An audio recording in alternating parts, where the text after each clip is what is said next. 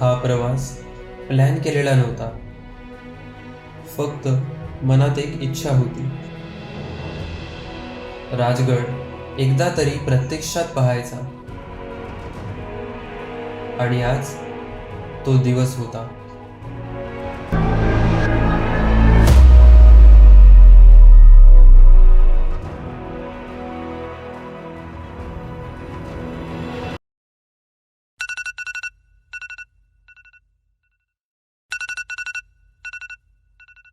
सकाळी 4 वाजता उठलो.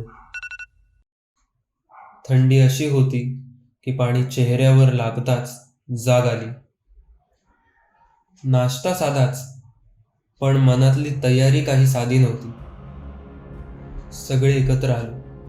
बोलणं कमी होतं, डोळ्यात उत्सुकता जास्त होती.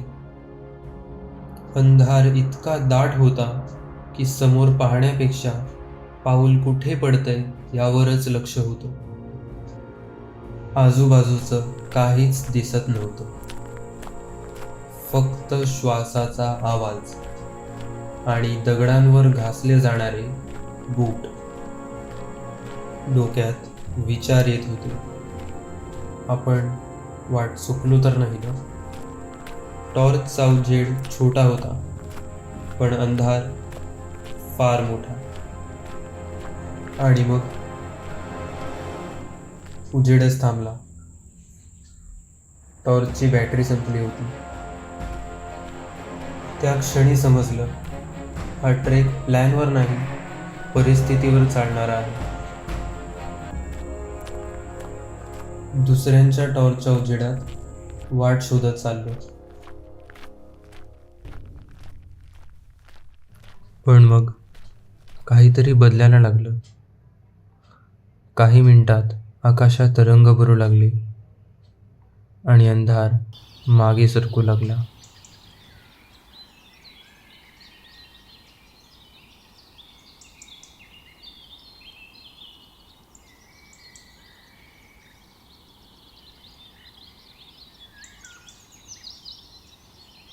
कदाचित कधी-कधी प्रकाश हातात नसतो, पण वेळ योग्य असेल तर तो वरून मिळतो.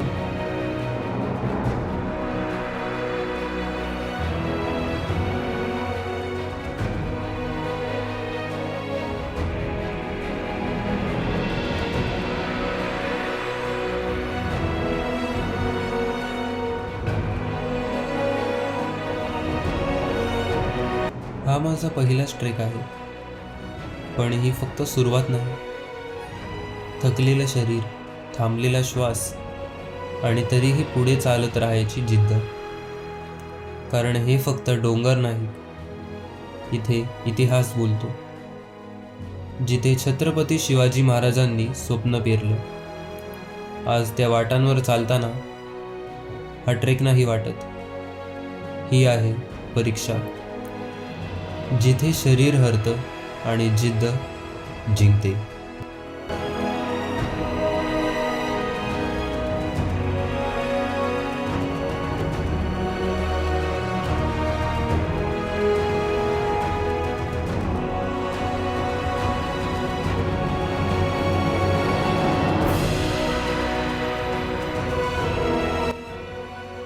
राजगड चढणं सोपं नाही.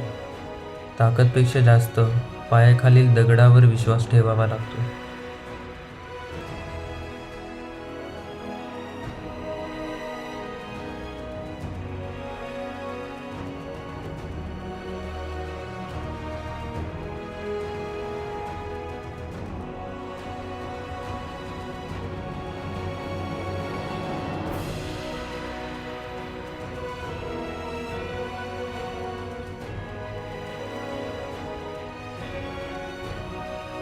इथून आत गेलो आणि पहिल्यांदाच जाणवलं, हा ट्रेक मी खरंच सुरू केलाय.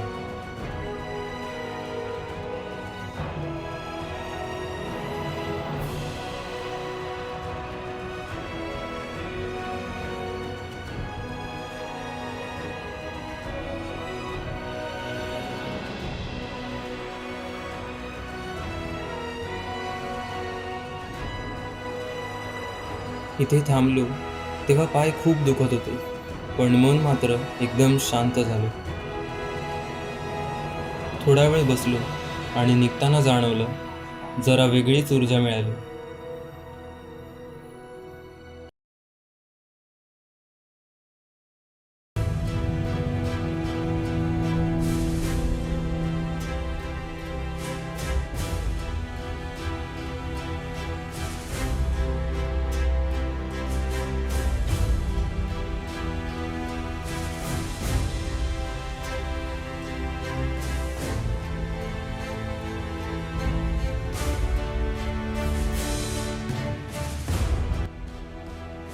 हा दारूखाना आहे. आत तर काहीच नाही, सगळं रिकामं आहे. बाहेर तुटलेल्या तोफा पडल्या आहेत. थांबून पाहिलं आणि पुढे निघालो.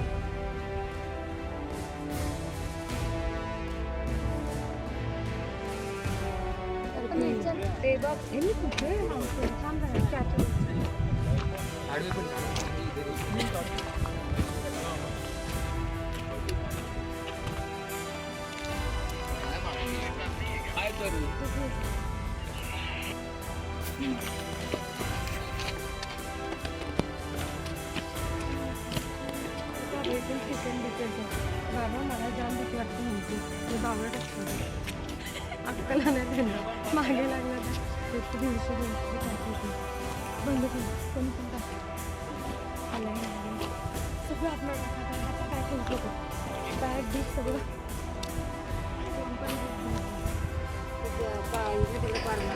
लिंबू सरबत साधा आहे, पण अशा ठिकाणी ते अमृतासारखं लागतं.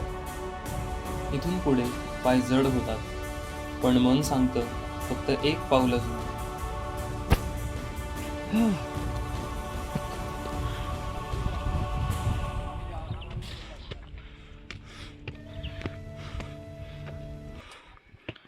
खाली पाहिलं की कळतं आपण किती वर आलो, आणि आत पाहिलं की कळतं का आलो.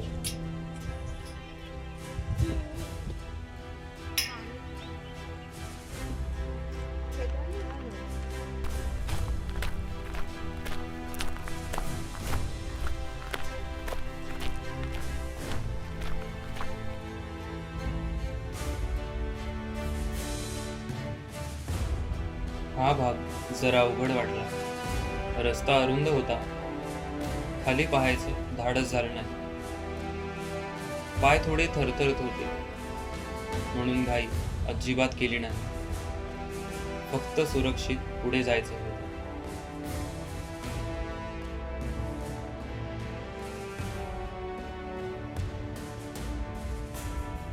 इथे एक गोष्ट कॉमन आहे, माकडं. ती आधीच रेलिंगवर बसलेली असतात. जरा संधी मिळाली की थेट बॅग उघडतात. एका माकडाने दादाच्या बॅगमधून लिमलेटच्या गोळ्या काढल्या आणि एकही सेकंद न थांबता सगळ्या तोंडात घातल्या. आम्ही बघतच राहिलो. बराच वेळ हसतही होतो. इतका वेळ चढून दमून समोर हा मोठा दरवाजा दिसला आणि त्या क्षणी एकच वाटलं, इथपर्यंत पोहोचलो हेच खूप आहे.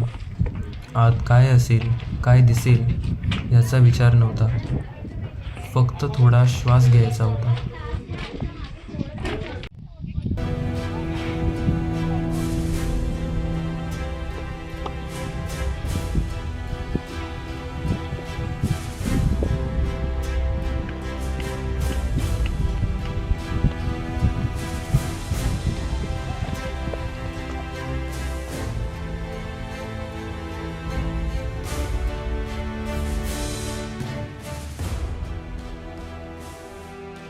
राजवाडा म्हणावा असं काहीच उरलेलं नाही, फक्त अवशेष आहेत. सगळं पडलेलं, मोडलेलं. पण इथे उभं राहिल्यावर वाटतं काळ किती काही घेऊन जातो.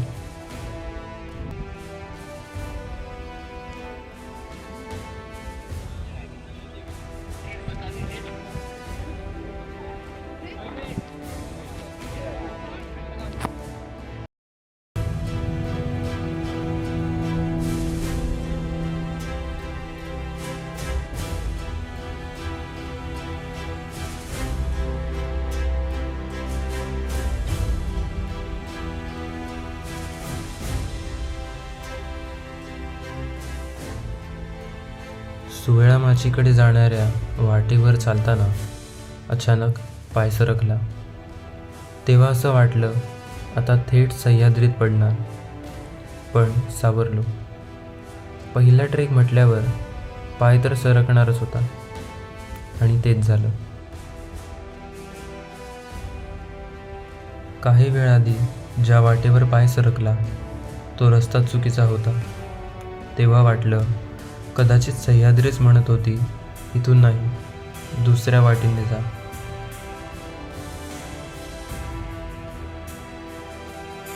या पॉईंटवरून सुवेळा माची दिसते. दुरून शांत दिसते, पण इथपर्यंत यायला किती दम लागतो ते फक्त इथे येणाऱ्यालाच कळतं.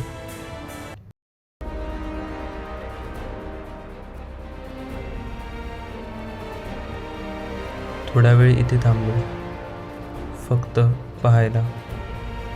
वारा, शांतता आणि समोर पसरलेली सह्याद्री, एवढंच पुरेसं होतं. इथला हा प्रचंड दगड कधी काळी हत्तीसारखा दिसायचा. आज तसा आकार नाही, पण जर तुम्ही नीट पाहिलं तर तुम्हाला आजही त्यात हत्ती दिसेल.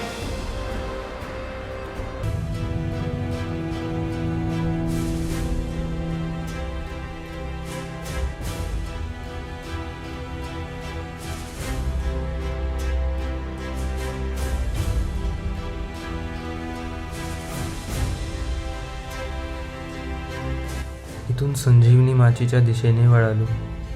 पाय थकले होते, पण अजून थोडं चालायची इच्छा होती.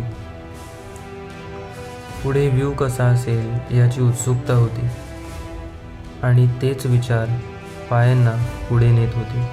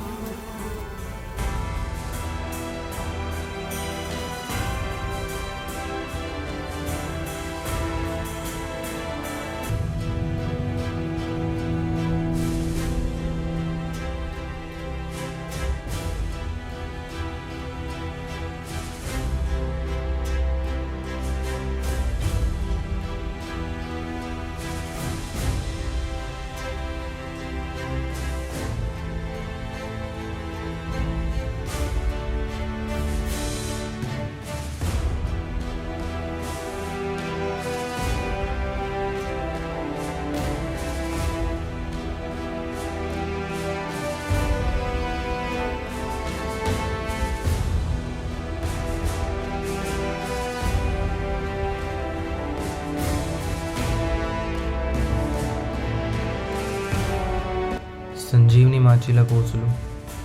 समोरचं दृश्य पाहून थांबावंसं वाटलं.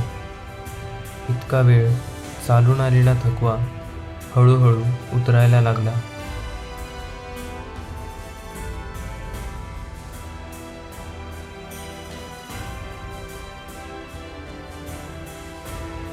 किल्ला उतरताना कचरा दिसला आणि खरंच वाईट वाटलं. मित्रांनो, हे किल्ले आपल्या महाराजांचे आहेत, ते आपले आहेत. आपण जपलं तरच हे ठिकाण पुढच्या पिढीसाठी तसंच राहील.